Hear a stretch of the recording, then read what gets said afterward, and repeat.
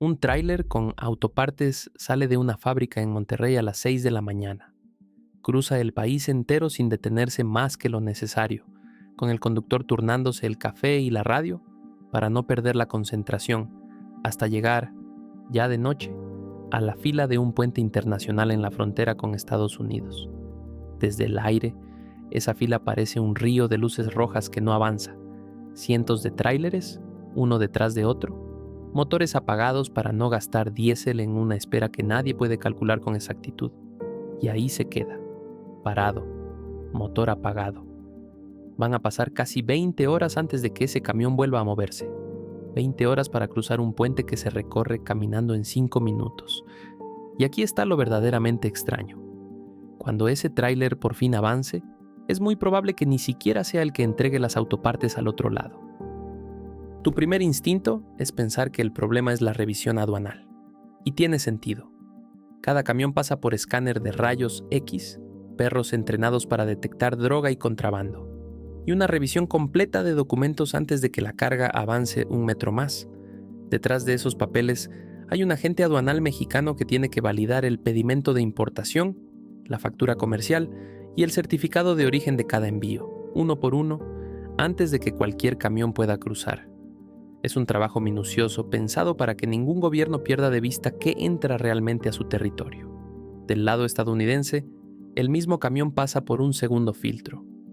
Aduanas y Protección Fronteriza revisa que la carga coincide exactamente con lo declarado, que el remolque no lleve nada fuera de registro y que el conductor tenga en regla su documentación migratoria, normalmente una visa de negocios pensada específicamente para transportistas.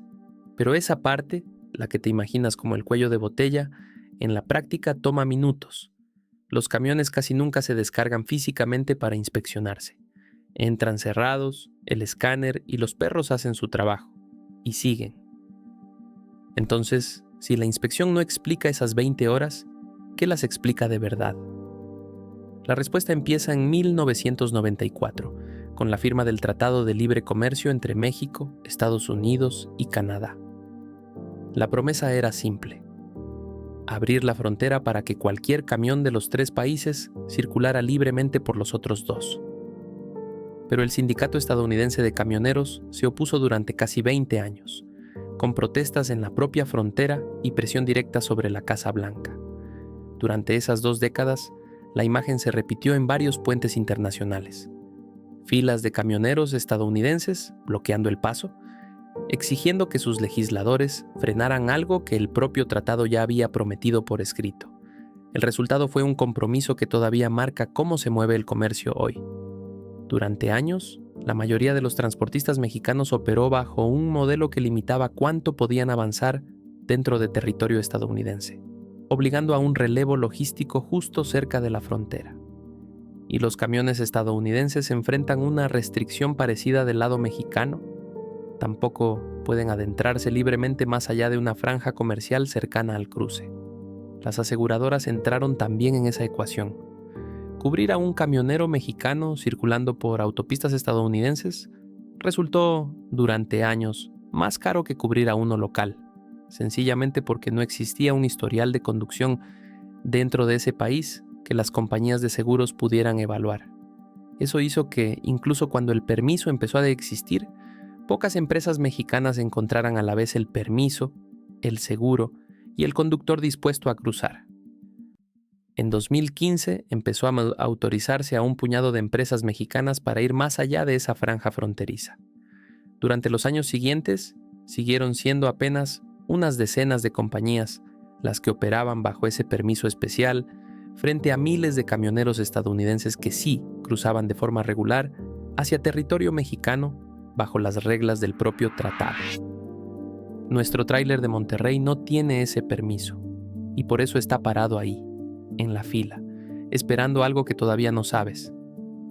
Aquí está el momento que cambia cómo ves todo lo anterior. Cuando por fin le toca su turno, el tráiler de Monterrey no cruza el puente completo. Entra a un patio, justo al lado de la frontera, donde ocurre algo que la mayoría de la gente nunca imaginó. La carga cambia de manos. Estos patios existen a ambos lados de casi cualquier cruce comercial importante. filas de remolques desenganchados, esperando a que un tractor distinto los recoja, como una estación de relevos donde nadie corre. Pero todo el tiempo hay algo en movimiento. A veces se transborda entera a otro camión, a veces solo se desengancha el remolque, y un tractor distinto de otra empresa, con otra placa y otro conductor, lo engancha del lado americano para terminar el trayecto. El conductor mexicano que trajo la carga desde Monterrey nunca va a ver la tienda donde termina ese cargamento. Su trabajo se acaba en ese patio, con el remolque desenganchado, y en unas horas estará haciendo el camino de regreso con otra carga distinta, para empezar el mismo ciclo otra vez. Existe incluso un nombre para el camión que solo hace ese cruce corto, una y otra vez, todo el día. Le llaman puentero. Su trabajo entero consiste en cruzar el tramo permitido, entregar y volver a cruzar para la siguiente carga. Del otro lado, un conductor estadounidense engancha ese mismo remolque de autopartes, revisa que los sellos de seguridad sigan intactos y arranca hacia el destino final, quizás una planta ensambladora a varias horas de camino dentro de Texas. Nunca coincidió con el conductor mexicano. Es probable que ni siquiera sepa su nombre. Así que cuando ves un camión esperando 20 horas en una fila fronteriza, está esperando su turno dentro de una coreografía completa. 3 transportistas distintos, 3 empresas separadas, moviendo una sola caja de autopartes de una fábrica en Monterrey a una tienda en Estados Unidos, sin que ningún camión haga el viaje entero, mucho más que el simple final de una inspección. Lo que parece una fila interminable es en realidad una coreografía logística que lleva más de 3 décadas ensayándose. Si te está sorprendiendo este sistema, suscríbete a Factor Oculto antes de seguir, porque el precio de sostener esta coreografía está a punto de subir. Te impatientes. Cada año cruzan la frontera entre México y Estados Unidos varios millones de camiones comerciales, según cifras del Buró de Estadísticas de Transporte. Y una parte enorme del valor del comercio bilateral se mueve así, sobre ruedas. En los cruces de mayor demanda, como el de nuestro tráiler de Monterrey, las esperas pueden estirarse entre 18 y 36 horas durante los episodios de mayor congestión.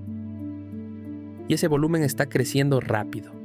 El nearshoring apunta a decenas de miles de millones de dólares adicionales en inversión manufacturera hacia México en la próxima década, con fábricas nuevas de sectores como el automotriz, la electrónica y los dispositivos médicos apostando precisamente a la cercanía con Estados Unidos. Una cadena de reglas creada hace décadas para un comercio mucho más pequeño que el actual, empieza a mostrar grietas cuando ese volumen se dispara y los puentes, los patios y los permisos siguen siendo en esencia los mismos de siempre. Las empresas que dependen de esta coreografía ya lo saben. Cada planta nueva que se instala cerca de la frontera apuesta, en parte, a que ese relevo de camiones siga funcionando sin colapsar del todo. Y cuando falla, lo hace en un patio muy concreto, con un remolque concreto esperando a que aparezca el siguiente tractor disponible. Algunas empresas grandes ya están invirtiendo en patios propios más cerca del cruce, con más espacio para remolques y turnos de conductores organizados casi como una fábrica, precisamente para no depender tanto del azar de la fila general. Pero eso solo funciona para quien puede pagarlo. La mayoría de las cargas, sobre todo las de empresas pequeñas y medianas, siguen entrando al mismo sistema de siempre, con la misma incertidumbre de siempre. Cada hora de espera de más no se queda solo en el conductor. Sube costos de flete, presiona los tiempos de entrega y termina, tarde o temprano, reflejada en el precio de lo que compras. La próxima vez que veas un producto hecho en México, en una tienda de Estados Unidos, recuerda algo extraño.